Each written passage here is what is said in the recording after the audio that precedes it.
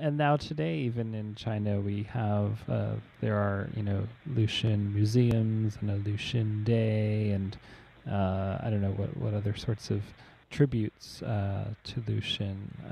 Is this as widespread as I'm imagining? It is.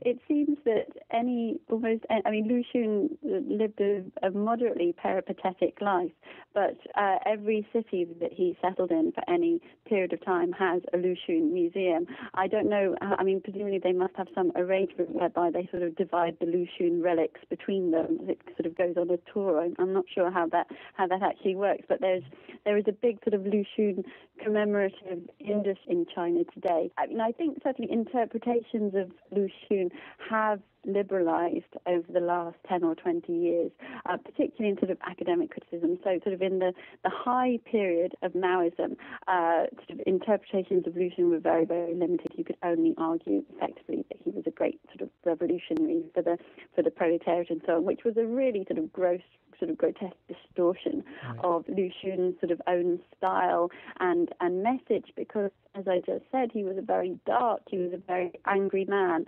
Truly, his literary style is the antithesis of Mao's version of socialist realism, which I think is revolutionary romantic realism. So it's kind of Mao's socialist realism was socialist realism squared or cubed, if you like. Lu Xun's darkness is sort of very much the opposite of that.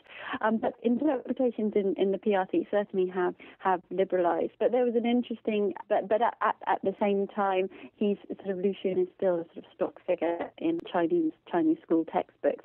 I'm not sure if it's still the case, but it used to be that school children had to memorize his writing down to the punctuation. Can you imagine? It's an interesting incident a few years ago when the Ministry of Education were overhauling some of the textbooks which are used. So Lu Xun's works actually began to be phased out of some of the textbooks and replaced with more feel-good martial arts stories.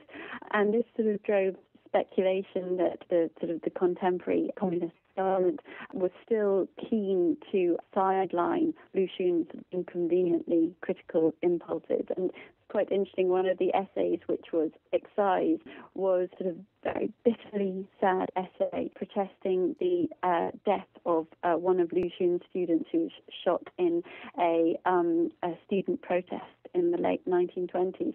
And this fueled speculation that the communist government today is sort of still worried that people will read parallels between sort of Lu Xun's critical impulses and that will sort of link those impulses with memories of the last big suppression of student protest, which was in 1989. Right. Well, I was going to ask, how does the anger in Lu Xun's writing play today? I mean, how do the authorities explain it or sidestep it? Because it seems to me like a student in China could easily read these stories and feel empowered by them, and to seize the rebellious spirit of Lu Xun and wield it against the authorities at school or in the local government or wherever it may be online in blogs and other community forums. Do you have any insight into that?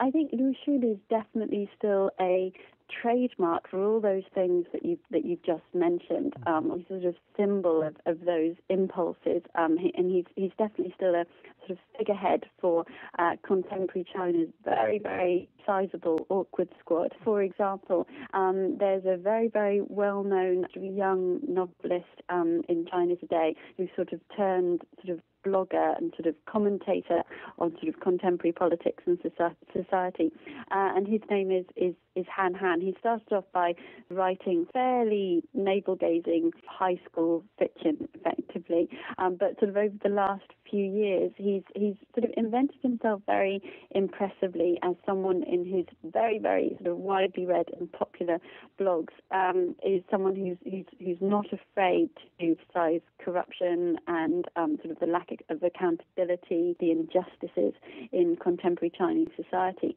And so last year there was an article sort of asking whether Han Han was the new Lu Xun, in fact. So sort of Lu Xun is still a code word for all tendencies.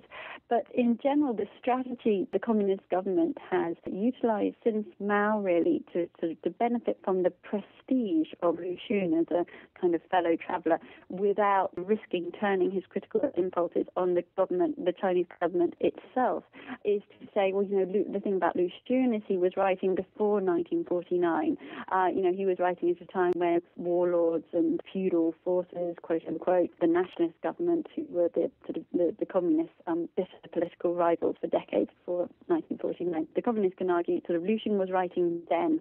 So it's, we needed criticism then. This is what Mao said in the 1940s. In fact, we needed criticism of areas outside the communist areas. But once China has become communist, the old society is the old society, and we're the new society. So it's Lu Xun is a sort of historical document, if you like. This is John Siciliano from Penguin Classics. We're done talking with Julia Lovell, the translator of The Real Story of Ah Q and Other Tales of China by the father of modern Chinese literature, Lu Xun. Thank you for listening to Penguin Classics on Air. All of the books mentioned on the show are available wherever books are sold. Visit us again for more programs on great classic books.